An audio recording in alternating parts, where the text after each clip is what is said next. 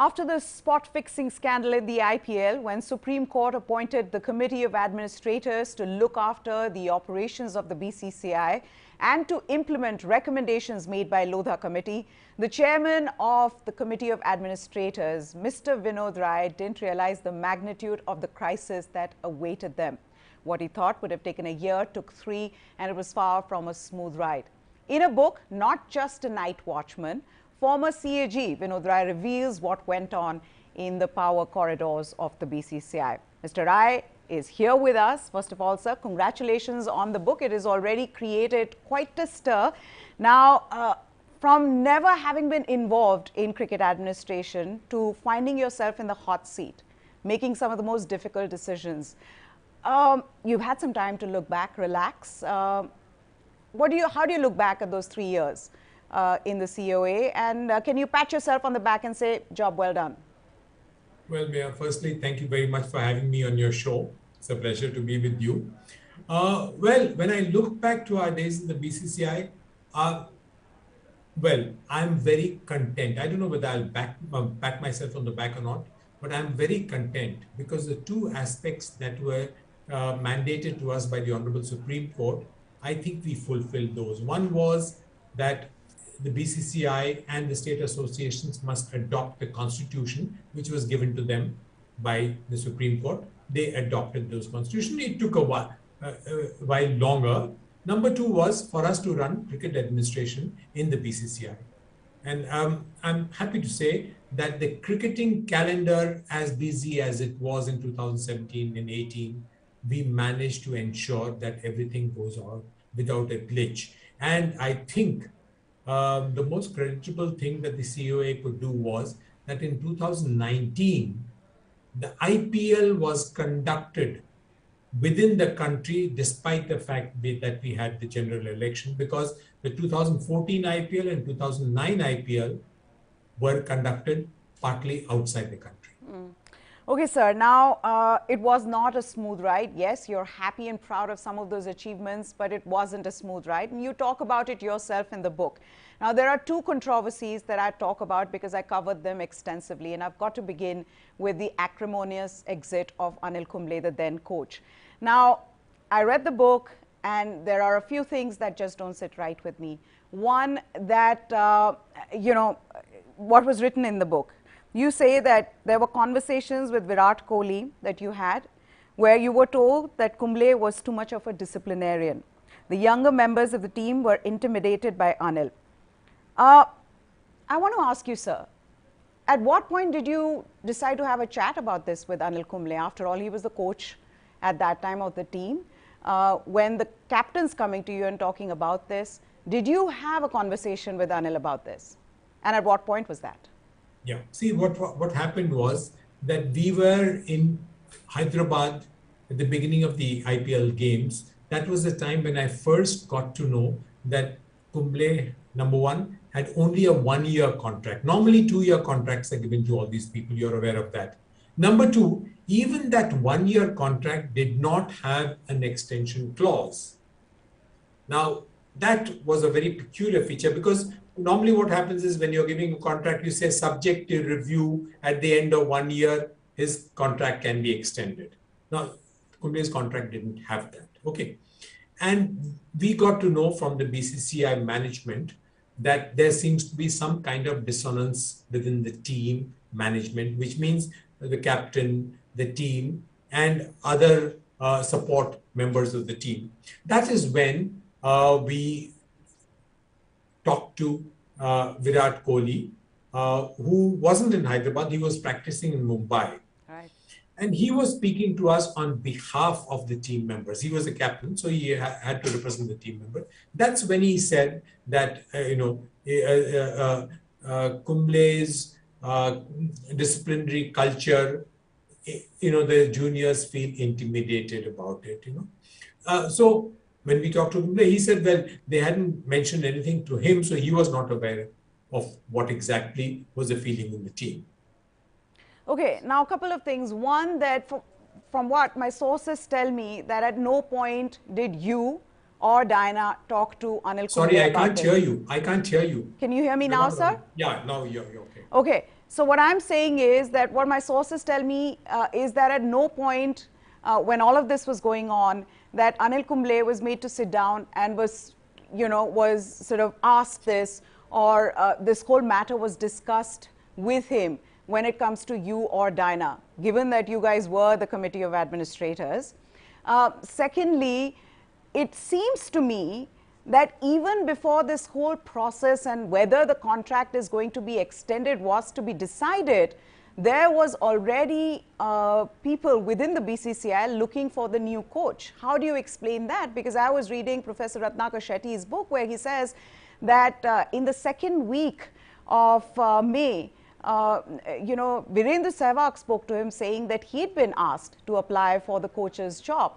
And so I felt that when I look at the events, the way they unfolded, that somewhere Anil Kumble, who should have known this in the first hand that, there was a problem with the team, didn't know of it, but everybody else around him kind of did. Okay. Now, number one, what your sources tell you, okay, and what I tell you. I will tell you what exactly I've faced and the situation as it unfolded before us. What your sources have been telling you will obviously be only second-hand information. Okay. Now, number one, I mentioned to you that we got to know about Kumble and his one-year contract only in April. And when we got to know about that, we decided that the BCCI had followed a very credible process in appointing Kumble. So when we found that his contract did not have an extension clause, extending it would have had legal consequences.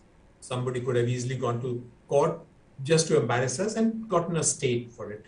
So we said we will follow the same procedure. That got known in April itself. Then there are all these hangers-on in BCCI. Each one is a law unto himself. Or not only BCCI, it happens to every institution. And each guy feels that, he's calling the shots. So we are also aware that some people approached Virendra Sehwag. I've said it in some interview yesterday that they approached Virendra Sehwag that why don't you also apply for being a coach? The coach is being changed. It was a fact that we had decided in May or April that we were going to run a process. Okay, you're going to run a process. You've decided that in April, but in May you ask Anil Kumble to make a presentation on the day of the IPL final. And he makes a presentation about compensation packages, restructuring of players' fees, etc. And when he asks this question to the Committee of Administrators as to whether his contract is going to be extended, given that all of this will only come into play, the presentation that he was making, if that contract is in fact extended, there was complete silence from your side. And I also, one second, Mr. Rai, what I fail to understand is that I know you keep talking about a due process being followed in extension of a contract. Sir, are you really trying to tell me it is that difficult? If you decided at that time to extend Anil Kumble's contract, that you couldn't have done it? That the process required you to go through all kinds of legal implications? Not only am I telling you, I abide by it 100%. I have done administration and governance for the last 45 years. I should jolly well know, better than anybody in BCCI can tell me, that if I extend a contract, in a contract which has no extension clause, I am subjecting myself to judicial scrutiny. Okay. And that judicial scrutiny will be adverse to me. Okay. There are no two ways about it. Fair enough. Fair enough. I understand that, and I know you play by the law, which is fine, sir. I understand that and respect that. Now, coming to the next thing of what Virat Kohli told you and whether that was checked again. Did you at any point speak to some of these players? I mean, after all, this was a serious allegation against, one of the greatest players in India, that players were being intimidated What was it that Anil Kumble was doing that the players were being intimidated? Did you ever go into the details of this? Yes, we did, and I'll tell you how we did it. See, the job of the committee or the responsibility of choosing a coach is not that of the committee of administrators or anybody in BCCI. The annual general body of the BCCI, much before we took charge, had entrusted this to the Cricket Advisory Committee. Cricket Advisory Committee, which has such tall cricketers as Sachin Tendulkar, Saurabh Ganguly, and VVS Lakshman. Now, when these three stalwarts talk to the team or the coach, it has an entirely different significance rather than people like Vinod Rai, who are only 3 months into BCCI and are total rank outsiders to a Virat Kohli or an Anil Kumble. These three people, talking to them would have been one amongst them only, senior members, of course. So I've written in the book, you would have read it. I read it. That I requested Sachin Tendulkar that when you are going into the issue, you are part of a process. When you're going into the issue, please talk to the team, management, and the coach. Try and bring about a rapprochement and then go ahead. They did talk. And you must give them credit that they recommended Anil Kumble again to be the coach. I felt that the matter, and this is not me feeling, but when I was covering it and the sources were telling me constantly, was that Anil Kumble was the one person who wasn't communicated this in so many words, that in fact the CAC as well did not speak to him. I mean, there's a part in the book where you're talking about how you and the cricket, that you were in the UK and you spoke to Sachin Tendulkar about the predicament that you found yourselves in, and that some kind of rapprochement must be made. And Anil says, or rather what I've heard from the sources is that never happened, that no one really spoke to him. In fact, you also talk about this in the book, that after he came back from the UK, that you had conversations with him. Sir, did you have any conversations with Anil Kumble after he resigned? Yeah. After he resigned, after he came back to India, I had long conversations with him. I empathize with him totally. A cricketer of the standing of Anil Kumble deserves to have been treated very differently. I've acknowledged in the book, and I've not acknowledged otherwise, that if the issue had not been posed to us with the kind of time constraints that we had, I would have certainly handled it differently, much to the satisfaction of Anil Kumble and the cricket-loving population of the country. But unfortunately, the cricketing calendar for the Indian team was so tight at that time that we had no flexibility. And I spoke to Anil Kumble multiple times because I am still of the opinion that it was unfair to him the way the entire thing unfolded. But I think the unfairness started, and I've written the book itself, by his being given a 1-year contract. Yes, and when he wanted to extend it, he couldn't do it. But sir, I also have to ask you this, that the rift between Anil Kumble and Virat Kohli, I mean, I know that you will deny it outright if I ask you straight away, but you have talked of rapprochement, you have talked of some kind of solution to have come out of this. What was the difference there? I mean, it couldn't just have been younger players being intimidated by the so-called headmaster, that, you know, no rapprochement could be made. Well, the terminology headmaster is being used by you. I haven't used that expression. Okay. No, we read that and I mean, disciplinarian, headmaster, yeah, you get the gist. So the issue is, number one, I'm not privy to any rift between the captain and the coach. What was told to us, we took it as it is, and I passed it on to the CAC. Okay. Now, the rapprochement that I'm talking about now... Are you saying there was no rift between the captain and the coach? No. If there was no rift, one second, if there was no rift between the captain and the coach, all of this wouldn't have played out like the way it did. I mean, with the fact that we're sitting here talking about this is that there was this, the rift was so severe, it was so serious, that you couldn't get both of them to come to any kind of solution together? That's what I'm telling you, that your sources have told you that the rift was so serious, isn't it? I was sitting in the BCCI at that point of time. Okay.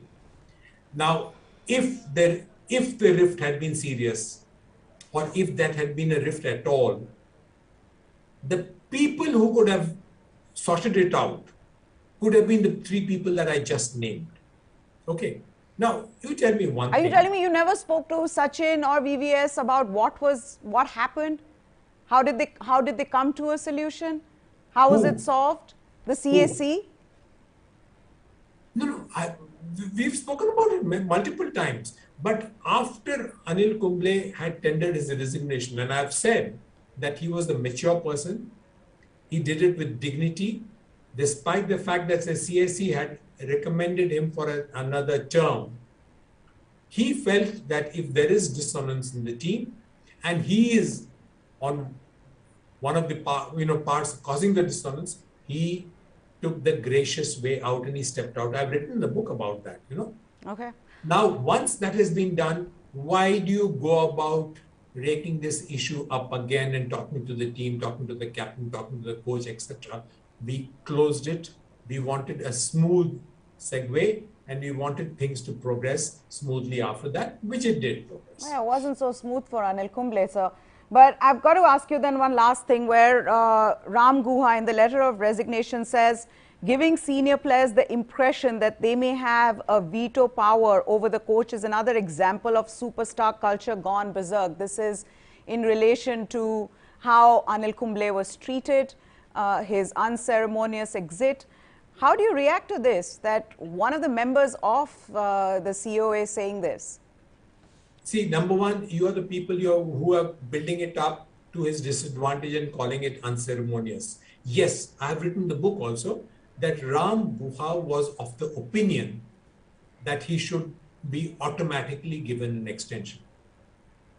But I've also affirmed to you just now that I've done administration for 45 years, and I should know what are the consequences of extending a contract when a contract does not have clause for extension. Okay, sir. I would have been subject to embarrassment, which I didn't want to be subject to, and that's why we did what we did. But Ram Guha had that opinion. He's well within his rights to have that opinion. Sure. And if he felt that, he was uncomfortable without that extension, he stepped out. That's his opinion. Okay. Okay, sir. Another one, the Me Too allegations on Mr. Rahul Johri, who was then the CEO, sir.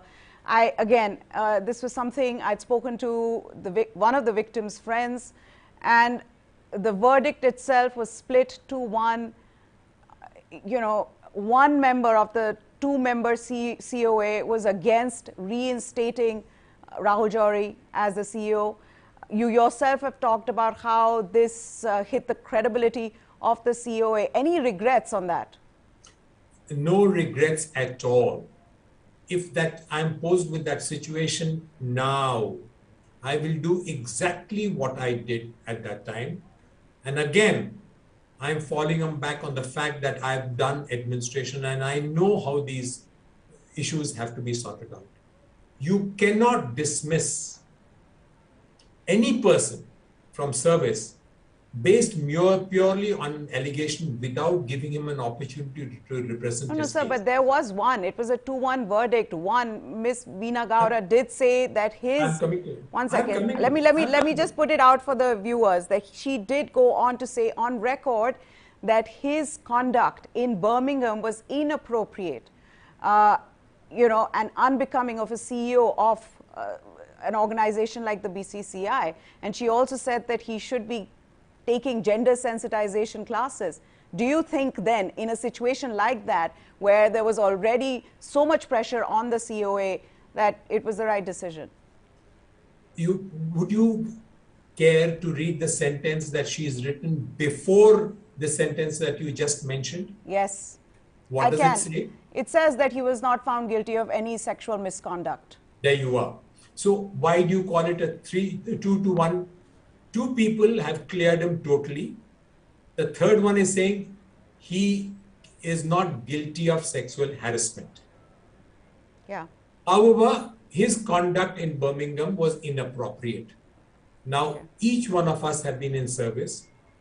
Very many times we may have conducted ourselves inappropriately. Does it mean that we get dismissed from service? When it is being clearly said, what was the allegation? Allegation was sexual harassment. And all three members are saying that he cannot be held guilty of sexual harassment. He has been kept on leave for 47 days. An independent inquiry has been done. The inquiry committee has 2 lady members and 1 retired judge of the High Court. Isn't it? Now they come out with a verdict which clearly 3 of them are saying that sexual harassment, certainly he is not guilty of. The third member is saying he should be gender sensitized. We did that not only to him, we did it to all of BCCI members, which I think is a very good thing. I mean, if somebody tells me that, look, you should undergo a gender sensitization course, very fine. No, but sir, just before that, they don't say unprofessional and inappropriate, especially when there's a Me Too allegation against the person. But again, like you said, you followed the process, and fair enough, you followed the process. No, what is a Me Too allegation? The Me Too allegation is sexual harassment. Please bear with me. All 3 of them have said that he's not guilty of sexual harassment. The other sentence is only recommendatory. It's only seeking an improvement in somebody's behavioral culture, which I welcome. It's perfectly all right. Nobody can levy the claim that all the three members, any one of them called him guilty on that, and that's on record, so it's undeniable. The only thing I wonder is that why was Diana Adulji so against him being reinstated? Of course, she was privy to everything that was happening. The way the committee was formed, the probe panel. I wonder why she just didn't want him to be reinstated. I mean, she would have read the verdict as well. You see, we were 2 members approaching a issue from 2 different perspectives. We can certainly have differences of opinion, and I respect that difference of opinion. But on a particular issue, after having followed the procedure which has been laid down, I can't come to a conclusion which is contrary to that procedure. Suppose he had gone to court and the Supreme Court at that time in November gave a ruling which says if anybody is, has a grievance of a sexual harassment, he or she should go and book a case in the court. It will be examined as per the procedures. Sure. Okay, sir, the last thing, Lodha recommendations were about empowering cricketers, former cricketers, cricketers who may want to become administrators. Now you have a former cricket captain as the president of the BCCI, and yet you saw what unfolded with Virat Kohli's captaincy. How disappointed were you? See, it's not a question of being disappointed. I hate to comment upon an administration of which I'm not a part and to which I'm not privy. I really don't know what went wrong. But exactly the same thing which I had mentioned for Mithali, that a senior player needs to be handled with greater, what I would call, maturity. See how the captaincy switch was done between MS Dhoni and Virat Kohli. Sure. Very smooth. MS Dhoni was on the ground when the new captain was appointed. So he was a mentor already there. And then the new captain was, picking up the roots of being a captain. Now, when the switch from Virat Kohli had to be done, you had MS Dhoni, if you recall, he had been appointed as a mentor by the BCCI. You had Ravi Shastri there. You had the BCCI president, who was a former legendary captain in his own way. They should have sat down together and said, time has come when the captain needs to be changed. And they could have smoothly made that change also. I'll just give you an example. Same person again in CSK. MS Dhoni is still playing in the team. But Jadeja has become captain. The incoming captain has all the benefit of the guidance and mentorship of the previous captain on the ground. Sure. That is I the right way understand. of doing it, and that should have been done in this case also. Okay, sir, I've got to ask you the last question then. Do you believe the BCCI is clean today? No more nepotism, no more conflict of interest? It's functioning as it should? It's something on which I can't really comment because I have no idea. You see, I have been a cricket lover. I've followed cricket all my life. I just mentioned to somebody that from the days when you were probably not born, which is Polly Umrigar and Vijay Manjrekar time, you know, Sanjay Manjrekar's father. From that time, which means early 60s. I have followed cricket. I'm still following cricket. Some of the players are in touch with me. Some of the girl players are also in touch with me. But BCCI administration, I have just no idea. And it's been a principle in life for me, a philosophy in life for me, that if I leave an institution, I cut my umbilical cords with it. I mean, whether I had been a CAG, I have never looked back into the institution. As a secretary to a department, I never do it. So, because I don't know the facts. I may be acting or commenting upon, as you just mentioned, but you people do it in a different way, based on source information, which Yes, would be a very unfair. You know, that's why I really don't know how things are folding on. Okay, sir, if you got a chance to go back and, you know, head BCCI, would you want to do it? Well, you see, we are not cut out to do sports administration. I would rather that a Saurav Ganguly and a Rahul Dravid do it rather than rank outsiders like us, you know. And I think they should do it because they know where the shoe pinches. So they would be much more empathetic towards a cricketer and his problems than a person like me would be. Sure. But that's what I'm saying, which is ironic, given that the president of the BCCI right now is a former cricketer, and yet we saw a controversy unfold in front of us with Virat Kohli's captaincy. So I don't know which is the right way for sports administration, for cricket administration in this country. But Mr. Vinod Rai, thank you so much for taking the time out and telling us that you've written, what, 1.5 to 2 chapters on how, you know, what happened between Anil Kumble and Virat Kohli, but ended this interview saying there was no rift between them.